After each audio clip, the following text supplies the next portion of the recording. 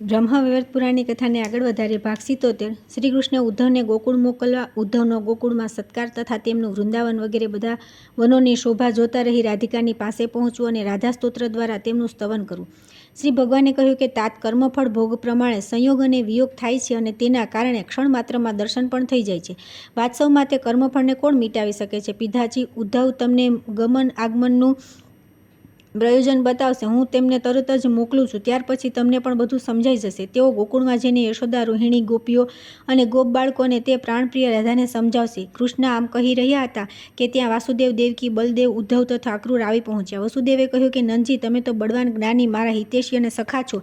તેથી મોહનો ત્યાગ કરો અને ઘેર પ્રસ્થાન કરો. આ કૃષ્ણ જેવો મારો પુત્ર છે તે જ પ્રમાણે તમારો પણ છે. મિત્ર, મથુરાપુરી ગોકુળથી દૂર નથી, તો તેનો દરવાજા જેવી છે, જેથી નંદજી સદા આનંદ મહોત્સવના અવસર પર તમને આ પુત્ર જોવા મળશે. શ્રી દેવકીએ કહ્યું કે નંદજી, આ શ્રીકૃષ્ણ જેમ અમારા બંનેનો પુત્ર છે તે જ પ્રમાણે તમારો પણ છે. આ નિશ્ચિત છે. પછી શા માટે તમારું વદન શોક સંતપ્ત દેખાઈ રહ્યું છે? શ્રીકૃષ્ણ તો બળદેવની સાથે તમારા મહેલમાં 11 વર્ષ સુધી સુખપૂર્વક રહ્યો છે, ત્યારે તમે થોડા દિવસના વિયોગથી શોકગ્રસ્ત કેમ થાઓ છો? અને જો એવું જ છે તો થોડા દિવસ મથુરામાં જ આ પુત્રની સાથે તમે રહો અને તેના પૂર્ણિમાના ચંદ્રમા જેવા કાંતિમાન મુખનું અવલોકન કરો તથા પોતાનો જન્મ સફળ કરો. ત્યારે ભગવાન બોલ્યા, ઉદ્ધવ, તમે સુખપૂર્વક ગોકુળ જાઓ.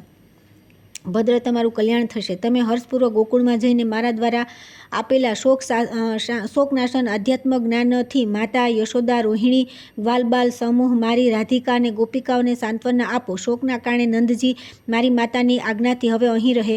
તમે નંદજીનું અહીં રોકાવું અને મારો વિનય સંદેશો યશોદાને કહી દેજો. આમ કહીને શ્રીકૃષ્ણ પિતા, માતા, બળરામ અને અક્રૂરની સાથે તુરત જ મહેલમાં ચાલ્યા ગયા.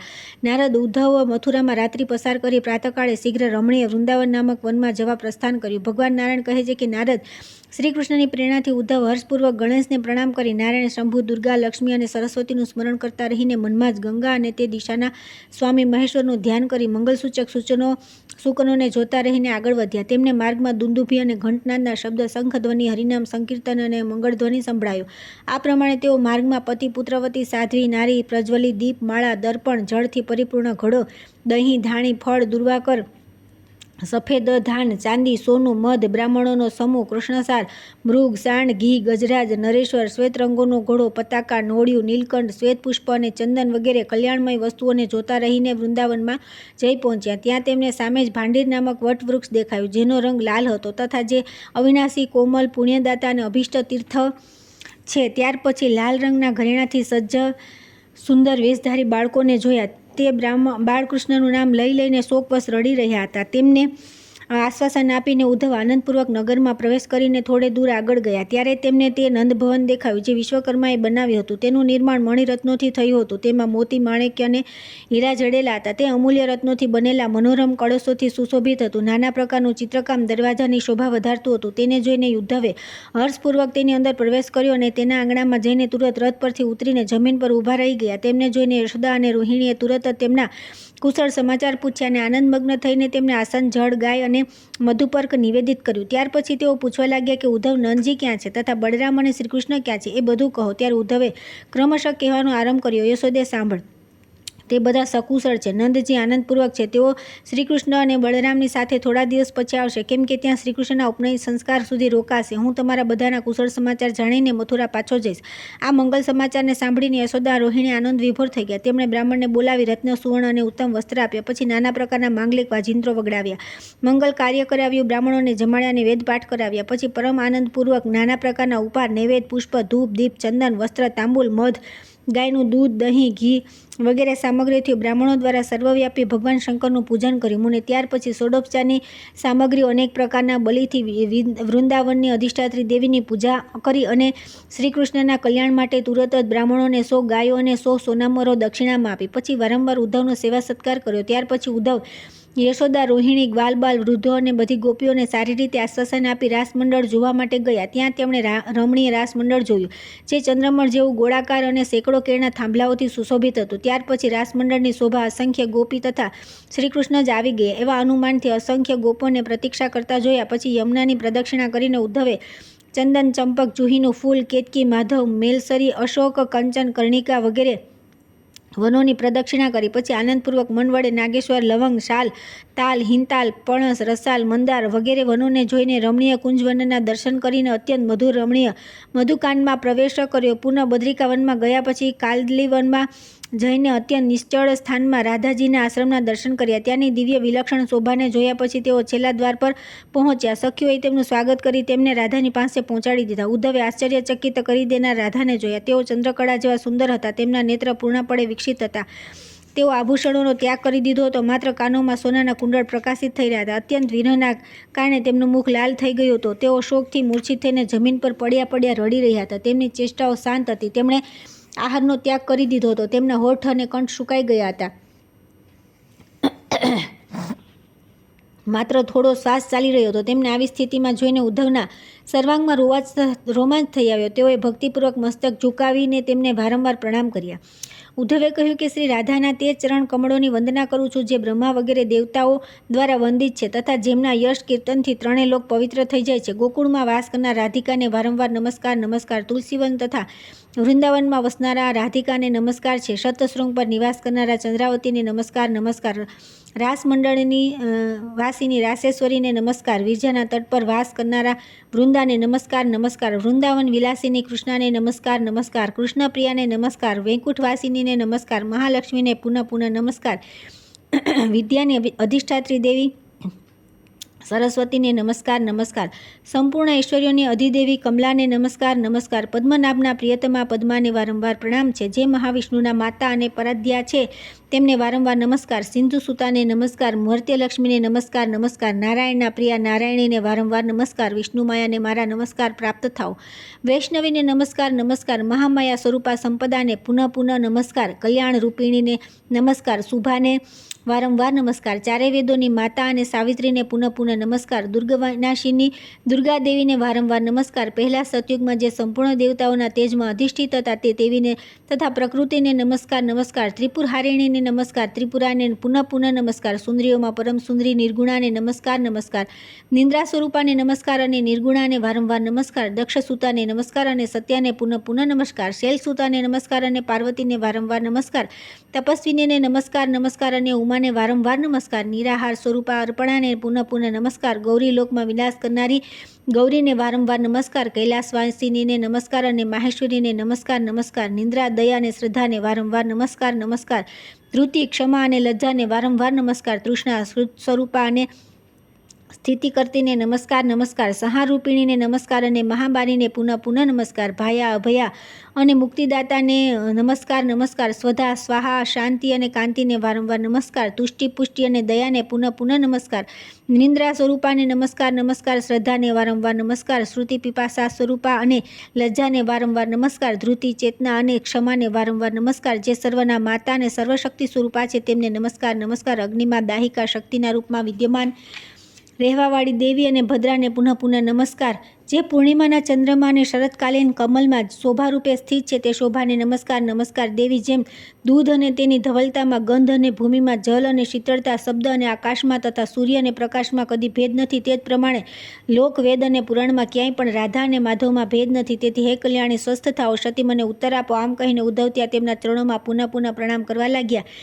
જે મનુષ્ય આ ઉદ્ધવકૃત સ્તોત્રનો ભક્તિપૂર્વક પાઠ કરે છે તે આ લોકમાં સુખ ભોગવીને અંતમાં વૈકુંઠમાં જાય છે. તેને બંધુ વિયોગ તથા અત્યંત ભયંકર રોગ અને શોક થતા નથી. જે સ્ત્રીનો પતિ લાંબા સમયથી પરદેશ ગયેલો હોય તે પોતાના પતિને શીઘ્ર પ્રાપ્ત કરે છે અને ભાર્યાવિયોગી પતિને પોતાની પત્ની શીઘ્ર મળી જાય છે. પુત્રહીનને પુત્ર મળી જાય છે. નિર્ધનને ધન મળી જાય છે. ભૂમિહીનને ભૂમિની પ્રાપ્તિ થાય છે. પ્રજાહીન પ્રજાને પ્રાપ્ત કરી લે છે. રોગી રોગમુક્ત થઈ જાય છે. બધા બંધનમાં પડ્યા હોય તે બંધનથી મુક્ત થઈ જાય છે. ભયભીત મનુષ્ય ભયથી મુક્ત થઈ જાય છે. આપત્તિગ્રસ્ત આપત્તિથી છુટકારો મેળવી લે છે અને અસ્પષ્ટ કીર્તિવાળો ઉત્તમ યશસ્વી તથા મૂર્ખ પંડિત થઈ જાય છે. ત્યાર પછી આવે છે રાધા ઉદ્ધવ સંવાદ. શ્રી નારાયણ કહે છે કે નારદ ઉદ્ધવ દ્વારા કરવામાં આવેલા સ્તવનને સાંભળીને રાધિકાને ચેતના આવી ગઈ. ત્યારે તેઓ વિષાદગ્રસ્ત થઈને ઉદ્ધવને શ્રીકૃષ્ણ જેવા આકરના જોઈને બોલ્યા. રાધિકાએ કહ્યું કે વત્સ તમારું શું નામ છે? તેમણે કોણે મોકલ્યા છે? તમે ક્યાંથી આવ્યા છો? તમારા અહીં આવવાનું કારણ શું છે? આ બધું મને કહો. તમારું સર્વાંગ શ્રીકૃષ્ણની આકૃતિ સાથે મળતું આવે છે, તેથી હું એવું સમજું છું કે તમે શ્રીકૃષ્ણના પાર્ષદ છો. હવે તમે બળદેવ અને કૃષ્ણના કુશળ સમાચારનું વર્ણન કરો. સાથે એ પણ કહો કે નંદજી કયા કારણે ત્યાં રોકાઈ ગયા છે. શું શ્રીકૃષ્ણ આ રમણીય વૃંદાવનમાં ફરી આવશે? શું હું તેમના પૂર્ણિમા જેવા સુંદર મુખના દર્શન કરી શકીશ તથા રાસમંડળમાં તેમની સાથે ક્રીડા કરીશ? શું સખીઓની સાથે જલવિહાર થઈ શકશે? અને શું નંદનંદનના શરીરમાં ફરી ચંદન લગાવી શકીશ? ઉદ્ધવ બોલ્યા, સુમુખી, હું ક્ષત્રિય છું. મારું નામ ઉદ્ધવ છે. તમારા શુભ સમાચાર જાણવા માટે પરમાત્મા શ્રીકૃષ્ણ મને મોકલ્યો છે, તેથી હું તમારી પાસે આવ્યો છું. શ્રી હરિનો પાર્ષદ છું. અત્યારે શ્રીકૃષ્ણ, બળદેવ, નંદજી કુશળ છે. રાધિકાએ કહ્યું કે ઉદ્ધવ અત્યારે પણ યમુના તટે જ છે. સુગંધિત મલય પવન પણ તે જ છે. તેમના કેલી કંદમોના મૂળ પણ તે જ છે. તેમનું અભિષ્ટ પુણ્યમય રમણીય વૃંદાવનમાં પણ વિદ્યમાન છે. તે પક્ષીઓનો કલરવ, ચંદન ચર્ચિત શૈયા, ચારે પ્રકારના ભોજ્ય પદાર્થ, સુંદર મધુપાન તથા દુરંત તથા દુઃખદ પાપાત્મા મનમંથન પણ તે જ મોજૂદ છે. રાસમંડળમાં તે રત્નદીપ પ્રદાપ આજે પણ પ્રકાશી રહ્યા છે. ઉત્તમ મણિઓનું બનેલું રતિ મંદિર પણ તે જ છે. ગોપાંગનાઓનો સમૂહ પણ વિદ્યમાન છે. પૂર્ણિમાનો ચંદ્ર પણ સુશોભિત થઈ રહ્યો છે અને સુગંધિત પુષ્પો દ્વારા રચિત ચંદન ચર્ચિત શૈયા પણ છે. રતિભોગને યોગ્ય કપૂર વગેરેથી સુવાસિત પાનના બીડા, સુગંધિત માલતીની માળાઓ, શ્વેત ચામર દર્પણ જેમાં મોતી અને મણિ જડેલા છે એવા હીરાના હાર, અનેક રમણીય ઉપકાનન, સુંદર કીડા, સરોવર, સુગંધિત પુષ્પની વાટિકા, કમળોની મનોહર હારમાળા વગેરે બધા વૈભવ વિદ્યમાન છે. પરંતુ મારા પ્રાણનાથ ક્યાં છે? હા કૃષ્ણ, હા રામનાથ, હા મારા પ્રાણવલ્લભ, તમે ક્યાં છો? મુજ દાસીનો કયો અપરાધ થઈ ગયો છે? થયો જશે, કેમ કે આ દાસી તો ડગલે ને ડગલે અપરાધ કરનારી છે. આટલું કહીને રાધિકા દેવી પુનઃ મૂર્છિત થઈ ગયા. ત્યારે ઉદ્ધવ ફરી તેમને હોશમાં લાવ્યા. તેમની આ દશાને જોઈને ક્ષત્રિય શ્રેષ્ઠ ઉદ્ધવને બહુ આશ્ચર્ય થયું. તે સમયે 7 સખીઓ સતત શ્રી રાધા પર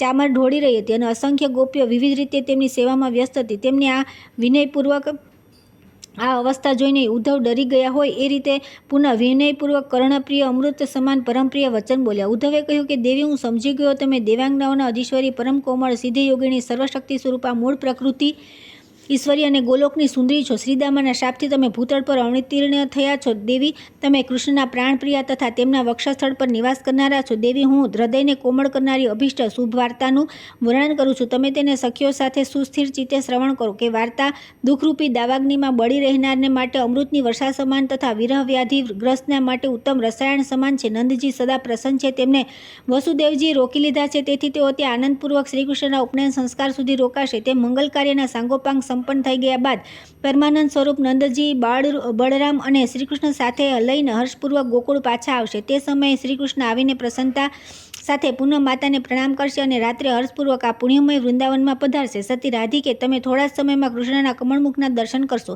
તે સમયે તમારો સંપૂર્ણ વિરહ દૂર થઈ જશે. તેથી માતા, તમે પોતાના ચિત્તને સ્થિર કરો અને આ અત્યંત દારૂણ શોકનો ત્યાગ કરો. પુનઃ પ્રસન્નતાપૂર્વક અગ્નિમાં તપાવીને શુદ્ધ કરેલા વસ્ત્ર પહેરીને અમૂલ્ય રત્નોના બનેલા આભૂષણોને ધારણ કરી લો. કસ્તુરી અને કુમકુમયુક્ત સ્નિગ્ધ ચંદનનું શરીર પર અનુલેપન કરો અને માલતીની માળાઓથી વિભૂષિત કરીને કેશોના શૃંગાર કરો.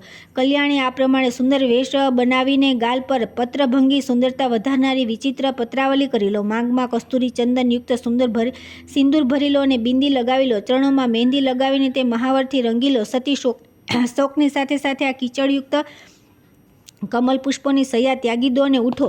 ઉત્તમ રત્ન સિંહાસન પર બેસો. મનમાં શ્રીકૃષ્ણની સાથે વિશુદ્ધ તથા મધુરમય પદાર્થ ખાઓ. સંસ્કારયુક્ત સ્વચ્છ જળ પીઓ અને સુવાસિત પાનના બીડાનો સ્વાદ લો. દેવેશી, ત્યાર પછી જેના પર અગ્નિશુદ્ધ વસ્ત્ર બિછાવેલું છે, જે માલતીની માળાઓથી સુશોભિત, કસ્તુરી, જાતિ, ચંપા અને ચંદનથી સુગંધિત, સુવાસિત, ચારે બાજુથી માલતીની માળાઓ અને હીરાઓના હારથી વિભૂષિત તથા સુંદર સુંદર મણિઓ, મોતીઓ અને માણિક્યોથી પરિષ્કૃત છે, તેના તકિયામાં પુષ્પની માળાઓ લટકી રહી છે અને જે બધી રીતે મંગલને યોગ્ય છે, તે અમૂલ્ય રત્નો દ્વારા નિર્મિત પરમ મનોહર પલંગ પર સદા ગોપીઓ દ્વારા સેવિત થતા રહીને હર્ષપૂર્વક શયન કરો. મનોહરે, તમારી પ્રિય સખી અને ભક્ત ગોપી નિરંતર તમારા પર શ્વેત ચામર ઢોળતી રહે છે અને તમારા ચરણ કમળોની સેવા કરે છે.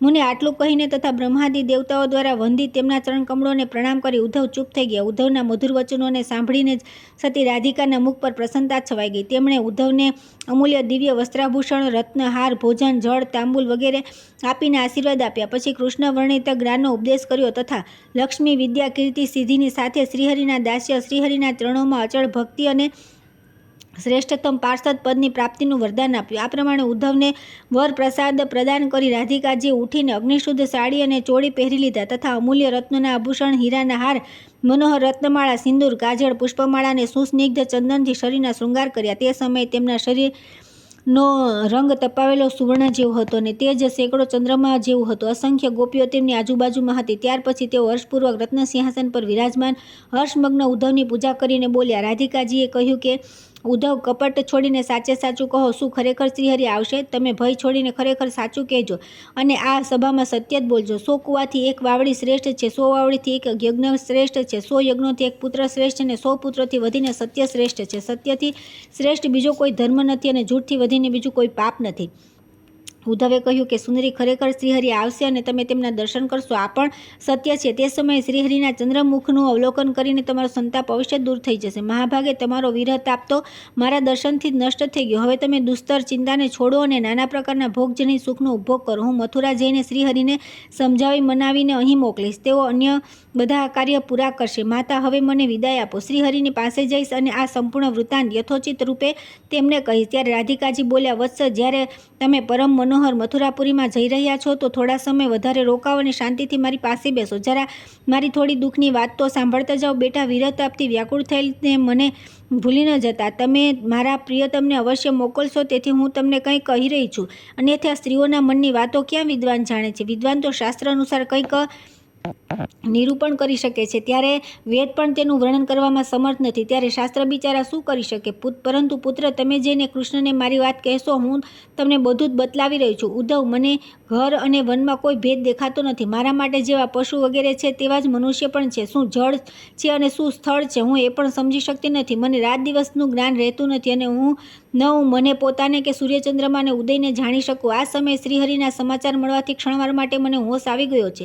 હવે હું કૃષ્ણના સ્વરૂપના દર્શન કરી રહી છું, બંસીનાદ સાંભળી રહી છું તથા કુળ, લજ્જા તથા ભયનો ત્યાગ કરીને શ્રીહરિના ચરણનું ધ્યાન કરી રહી છું. જે સમસ્ત લોકના ઈશ્વર તથા પ્રકૃતિથી પર છે તે શ્રીહરિને પ્રાપ્ત કરીને પણ માયાને વશીભૂત હોવાના કારણે તેમને ગોપપતિ સમજીને હું તેમને યથાર્થ રૂપે જાણી ન શકી. વેદ અને બ્રહ્માદિ દેવતા જેમના ચરણ કમળોનું ધ્યાન કરે છે તેમની જ મેં ક્રોધાવેશમાં આવીને નિંદા કરી દીધી હતી. આ મારો વર્તાવ મારા મનમાં મને કંટાની જેમ ચૂભી રહ્યો છે. ઉદ્ધવ, તેમના ચરણ કમળોની સેવાઓમાં, ગુણ કીર્તનમાં, તેમની ભક્તિમાં, ધ્યાન અથવા પૂજામાં જે ક્ષણ વ્યતીત થાય છે તેમાં જ સર્વમંગળ, આનંદ અને જીવન સ્થિત છે. તેનો વિચ્છેદ થઈ જવાથી સદા હૃદયમાં સંતાપ અને વિઘ્ન હોય છે. હવે ફરી મારી તે પ્રકારની અભિષ્ટ ક્રીડા પ્રીતિ થશે નહીં જ. ન તેના જેવું પ્રેમ સૌભાગ્ય થશે અને ન નિર્જન સ્થાનમાં સમાગમ પણ થશે. ઉદ્ધવ, હવે હું તેમની સાથે વૃંદાવનમાં નહીં જાઉં. તેમના વક્ષસ્થળ પર ચંદનનું અનુલેપન નહીં કરું, ન તેમને માળા પહેરાવીશ અને ન તેમના મુખ કમળ તરફ દ્રષ્ટિપાત કરીશ. ન ફરી માલતી, ચંપક અને કેતકીના વનોમાં સુંદર રાસમંડળમાં જઈશ. ન હરિ સાથે રમણીય ચંદન વનમાં વિચરીશ. ન ફરી મલયની સુગંધથી યુક્ત રત્ન મંદિરમાં પણ જઈશ અને હરિની સાથે ફરીને રમણીય માધવી વન, રહસ્યમય મધુકાનન, મનોહર શિખંડ કાનન, સ્વચ્છ ચંદ્ર સરોવર, વિસ્પંદક, દેવવન, નંદનવન, પુષ્પભદ્રક અને ભદ્રક વનમાં પણ નહીં જાઓ. વસંત ઋતુમાં ખીલેલી તે સુંદર માલતી માધવી લતા ક્યાં છે? તે વસંતની રાત ક્યાં ચાલી ગઈ? વસંત ઋતુ ક્યાં ચાલી ગઈ? અને હાય, તે માધવ શ્રી કૃષ્ણ ક્યાં ચાલ્યા ગયા? આ પ્રમાણે કહીને રાધાજી ચરણ કમળનું ધ્યાન કરવા લાગ્યા. તેમના શરીરમાં રોમાંચ થઈ આવ્યો અને તેઓ રડતા રડતા ફરી મૂર્છિત થઈ ગયા. ત્યાર પછી આવે છે સખીઓ દ્વારા કૃષ્ણની નિંદા તથા પ્રશંસા અને ઉદ્ધવે મૂર્છિત થયેલા રાધાને સાંત્વના આપવી. શ્રી નારાયણ કહે છે કે મુનિ, રાધિકાને મૂર્છિત જોઈને ઉદ્ધવને બહુ આશ્ચર્ય અને ભય પ્રાપ્ત થયો. તેઓ રાધાની સાચી ભક્તિ અને પોતાને કહેવા માત્રના ભક્ત જાણીને તથા ભાગ્યવતી સતી રાધાની તરફ જોઈને સંપૂર્ણ જગતને તુચ્છ સમજવા લાગ્યા. ત્યાર પછી મૃતક જેવા પડેલા રાધાને હોશમાં લાવવાના ઉદ્દેશથી તેઓ બોલ્યા. ઉદ્ધવે કહ્યું કે કલ્યાણી, હોશમાં આવો. જગન્માતા, તમને નમસ્કાર છે. તમે જ પૂર્વ જન્મકૃત સમસ્ત કર્મ છો. હવે તમને કૃષ્ણના દર્શન પ્રાપ્ત થશે. તમારા દર્શનથી વિશ્વ પવિત્ર થઈ ગયું અને તમારી ચરણ રથથી પૃથ્વી પાવન થઈ ગઈ. તમારું મુખ પરમ પવિત્ર છે. તમારા સ્પર્શથી ગોપિકાઓ પુણ્યવતી થઈ ગઈ. લોકો ગીત તથા મંગલ સ્તોત્રો દ્વારા તમારું જ ગાન કરે છે. વેદ તથા સનકાદી મહર્ષિ તમારી ઉત્તમ કીર્તિના જે કરેલા પાપોને નષ્ટ કરનારી પુણ્યમય તીર્થ પૂજા સ્વરૂપા નિર્મળ હરિભક્તિ પ્રદાયિની, કલ્યાણકારિણી અને સંપૂર્ણ વિઘ્નોનો સદા વિનાશ કરનારી છે. સદા વખાણ કરે છે. તમે જ રાધા છો, તમે જ શ્રીકૃષ્ણ છો, તમે જ પુરુષ છો, તમે જ પરા પ્રકૃતિ છો. પુરાણો તથા શ્રુતિઓમાં ક્યાંય પણ રાધા અને માધવમાં ભિન્ન દેખાતા નથી. ત્યાર પછી રાધિકાને મૂર્છિત જોઈ તે ઉદ્ધવની આગળ આવીને અર્થાત સ્વયં રાધાની આગળ જઈને માધવી ગોપી બોલી. માધવીએ કહ્યું કે કલ્યાણી, શ્રીકૃષ્ણ તો ચોર છે. તેમનું ક્યું શ્રેષ્ઠ રૂપ અને વેશ છે? તેમનું સુખ અને વૈભવ શું છે? કોઈ અનુપમ ગૌરવ પણ નથી. તેમનું ક્યુ પરાક્રમ, ઐશ્વર્ય તથા અપાર શૌર્ય છે. તેમનામાં કઈ સિદ્ધતા અને પ્રસિદ્ધ છે? તેમનામાં કયો ઉત્તમ ગુણ છે? તે અહીં ક્યાંકથી આવી ચડ્યા અને પાછા ક્યાંય ચાલ્યા ગયા? તે ગોપ વેશધારી બાળક તો છે જ ને, કોઈ રાજપુત્ર કે વિશિષ્ટ પુરુષ થોડા છે. પછી તમે વ્યર્થ નંદનંદન ગોપાલની ચિંતામાં કેમ પડી છો? અરે, યત્નપૂર્વક તમે પોતાની આત્મરક્ષા કરો, કેમ કે આત્માથી વધીને પ્રિય બીજું કંઈ નથી. ત્યાર પછી માલતીએ શ્રીકૃષ્ણની નિંદા કરતા રહીને અંતરમાં રાધાને કહ્યું, મૂઢે, તમે વ્યર્થ કોની ચિંતા કરો છો? આ અત્યંત દારૂણ શોક છોડી દો અને યત્નપૂર્વક પોતાની રક્ષા કરો, કેમ કે પોતાના આત્માથી વધીને બીજું પ્રિય કોઈ નથી. ત્યાર પછી પદ્માવતીએ પછી ચંદ્રમુખીએ રાધાના કૃષ્ણ પ્રેમની પ્રશંસા કરતાં કહ્યું, જુરો, મારી સખીએ ભોજનનો ત્યાગ કરી દીધો છે, તેથી માત્ર શ્વાસ ચાલવાથી તે જીવિત લાગે છે. તેથી હવે તમે પોતાના મુખથી શ્રીકૃષ્ણની પ્રશંસા કરો, કેમ કે શ્રીકૃષ્ણના નામ સ્મરણથી, તેમના ગુણાનુવાદના શ્રવણથી અને તેમના શુભ સમાચાર સાંભળવાથી તેમને એકદમ હોશ આવી જાય છે. ત્યાર પછી શશિકલાએ કહ્યું કે માધવી, બ્રહ્મા વગેરે દેવતા તથા 4 વેદ જેમના ધ્યાનમાં મગ્ન રહે છે, જેમના દેવતાઓ દ્વારા વાંચી ચરણ કમળોનું સંતો સદા ધ્યાન કરે છે, પદ્મા, સરસ્વતી, દુર્ગા, અનંત, સિદ્ધેન્દ્ર, મુનિન્દ્ર, મનુગણ અને મહેશ્વર પણ જેમને જાણી શકતા નથી, તે પરમાત્મા શ્રીકૃષ્ણને તમે શું જાણો છો? જે સર્વાત્મા છે એમનું રૂપ કેવું, અને જે નિર્ગુણ છે તેમના ગુણ કેવા? સત્ય સ્વરૂપ ભગવાન, જે સત્ય સ્વરૂપનું વર્ણન કરવામાં આવ્યું છે, જે સુખદાયક, આહલાદજનક, રમણીય, ભક્તાનુગ્રહ મૂર્તિ, લીલાધમ અને મંગલોના આશ્રય સ્થાન છે, જેમની સુંદરતા કરોડો કામવેદોથી વધીને છે, જે જનમોહન રૂપથી વધીને અનિર્વચનીય કોઈ પણ રૂપ નથી, તે જ મનોહર રૂપને કૃષ્ણ પૃથ્વીનો ભાર ઉતારવાના સમયે ધારણ કરે છે. મંદાકિનીનું મીઠું જળ જેમના ચરણ કમળમાંથી પ્રવાહિત થઈ ગયું છે, જેને પરાત્પર સર્વેશ્વર શંકર ભક્તિપૂર્વક પોતાના મસ્તક પર ધારણ કરે છે, વિરક્ત થઈને સદા તે કીર્તિ શ્રીકૃષ્ણનું કીર્તન કરતા રહે છે, તથા આહાર, ભૂષણ અને વસ્ત્રનો પરિત્યાગ કરી દિગંબર થઈ ભક્તિના આવેશમાં ક્ષણવારમાં નાચવા લાગે છે અને ક્ષણવારમાં ગાવા લાગે છે. બ્રહ્મા, શેષ, સનતકુમાર અને યોગવેતા સિદ્ધોના સમુદાય તેમના પર નિર્મળ સુબ્રહ્મ જ્યોતિ સ્વરૂપનું ધ્યાન કરીને તપસ્યા તથા સેવા દ્વારા જીવન યાપન કરે છે. તે શ્રીકૃષ્ણના મહિમાને કોણ જાણી શકે છે? પછી સુશીલાએ શ્રીકૃષ્ણની પ્રશંસા કરતાં કહ્યું, સખી, બ્રહ્મા જે વેદોના જનક અને ઈશ્વર છે, જે શ્રીકૃષ્ણની સ્તોત્ર દ્વારા સ્તુતિ કરે છે, આ માધવી તે સત્ય નિત્ય પરમેશ્વરની નિંદા કરી રહી છે, તેથી આ સભા અપવિત્ર થઈ ગઈ અને ગોપીઓનું જીવન તો વ્યર્થ જ થઈ ગયું. આ ગોપીઓમાં માત્ર રાધા જ પુણ્યવતી છે, કેમ કે તેઓ રાત દિવસ શ્રીકૃષ્ણનું ધ્યાન કરતા રહે છે, જેમના નામ સ્મરણ માત્રથી કરોડો જન્મોમાં એકત્ર કરેલા પાપનો ભય અને શોક પૂર્ણ રીતે નષ્ટ થઈ જાય છે, એમાં તનિક પણ સંશય નથી. ત્યાર પછી રત્નમાલા અને પારિજાતા શ્રીકૃષ્ણના મહિમાના વખાણ કરીને બોલે, પ્રિય, બ્રહ્માએ જે વિશ્વબ્રહ્માંડની રચના કરી છે તે મહાવિષ્ણુના રોમકૂપમાં અણુ જેવું સ્થિત છે, કેમ કે તે વિષ્ણુના શરીર પર જેટલા રૂવા છે તેટલા જ વિશ્વ તેમનામાં વર્તમાન છે, અને તે મહાવિષ્ણુ આ પરમાત્મા શ્રીકૃષ્ણના 16મો અંશ છે. ત્યારે શ્રીકૃષ્ણના યશ, શૌર્ય અને અનુપમ મહિમાનું વર્ણન કઈ રીતે કરી શકાય? અથવા આ ગોપકન્યા માધવી તેને ક્યાંથી જાણી શકે? આ પછી માધવીએ પોતાના કથનનું તાત્પર્ય સમજાવ્યું. તેમના તે વચનને સાંભળીને ઉદ્ધવનું સંપૂર્ણ શરીર પુલકિત થઈ ગયું. તેઓ ભક્તિવિવળ થઈને રુદન કરતાં કરતાં મૂર્છિત થઈને જમીન પર પડી ગયા. ત્યાર પછી પરમેશ્વર શ્રીકૃષ્ણનું ધ્યાન કરીને તેઓ પોતાને તુચ્છ માનવા લાગ્યા અને ભક્તિપૂર્વક તે ગોપીને તેમણે કહ્યું. ઉદ્ધવ બોલ્યા કે 7 દ્વીપોમાં મનોહર જંબુદ્વીપ ધન્ય અને પ્રશંસનીય છે. તેમાં શ્રેષ્ઠ ભારતવર્ષ જે પુણ્ય અને મંગલોનું દાતા છે, ગોપીઓના ચરણ કમળોની રથથી પાવન અને પરમ નિર્મળ થઈને વિશેષ ધન્ય બની ગયું છે. આ ભારતવર્ષમાં સ્ત્રીઓમાં ગોપીઓ સૌથી વધીને ધન્ય અને માન્યા છે, કેમ કે તે ઉત્તમ પુણ્ય પ્રદાન કરવાવાળા શ્રી રાધાના ચરણ કમળોના નિત્ય દર્શન કરતી રહે છે. આ જ રાધિકાના ચરણ કમળોની રજને પ્રાપ્ત કરવા માટે બ્રહ્માજીએ 60,000 વર્ષ તપ કર્યું. એ પરાશક્તિ રાધા ગોલોકમાં નિવાસ કરનારા અને શ્રીકૃષ્ણના પ્રાણપ્રિયા છે. જે કૃષ્ણ ભક્ત છે તે બધા રાધાના પણ ભક્ત છે. બ્રહ્મા વગેરે દેવતા ગોપીઓની 16મી કળાની પણ બરાબરી કરી શકતા નથી. શ્રીકૃષ્ણની ભક્તિનું રહસ્ય પૂર્ણપણે તે યોગીરાજ મહેશ્વર, રાધા અને ગોલોકવાસી ગોપ અને ગોપીઓ જ જાણે છે. બ્રહ્મા અને સનતકુમાર થોડું થોડું જાણે છે. સિદ્ધ અને ભક્ત પણ સ્વલ્પ જ જાણે છે. આ ગોકુલમાં આવવાથી હું ધન્ય થઈ ગયો. અહીં ગુરુ સ્વરૂપા ગોપીઓથી મને અચળ હરિભક્તિ પ્રાપ્ત થઈ, જેથી હું કૃતાર્થ થઈ ગયો. હવે હું મથુરા નહીં જાઉં અને દરેક જન્મમાં અહીં ગોપીઓનો કિંકર થઈને તીર્થસ્રવા શ્રીકૃષ્ણનું કીર્તન સાંભળતો રહીશ, કેમ કે ગોપીઓથી વધીને પરમાત્મા શ્રીહરિનો કોઈ અન્ય ભક્ત નથી. ગોપીઓએ જેવી ભક્તિ પ્રાપ્ત કરી છે તેવી ભક્તિ કોઈને પ્રાપ્ત થઈ નથી. ત્યાર પછી કલાવતી અને તુલસી દ્વારા શ્રીકૃષ્ણનો મહિમા કહ્યા પછી કલિકાએ કહ્યું કે બુદ્ધિમાન ઉદ્ધવ, બાલ, યુવા અને વૃદ્ધ 3 પ્રકારના મનુષ્ય તથા જે દેવતા વગેરે સિદ્ધગણ છે તે બધા તે પરમેશ્વર શ્રીકૃષ્ણને જાણે છે. અત્યારે આ મૂર્છિત થયેલા રાધાને જગાડવા જોઈએ, તેથી આના માટે જે મુખ્ય ઉપાય હોય તેના દ્વારા અમને ચૈતન્ય કરો. ત્યારે ઉદ્ધવ બોલ્યા, કલ્યાણી, હોશમાં આવો. જગન્માત, મારા તરફ ધ્યાન આપો. હું શ્રીકૃષ્ણ ભક્તના કિંકરનો પણ કિંકર ઉદ્ધવ છું. મારા પર કૃપા કરો. હું પાછો મથુરા જઈશ, કેમ કે હું સ્વતંત્ર નથી, બલકે કઠપુતળીની જેમ પરાધીન છું તથા બળદ જેમ હળ ચલાવનારાના વશમાં રહે છે તે જ પ્રમાણે હું શ્રી કૃષ્ણને આધીન છું.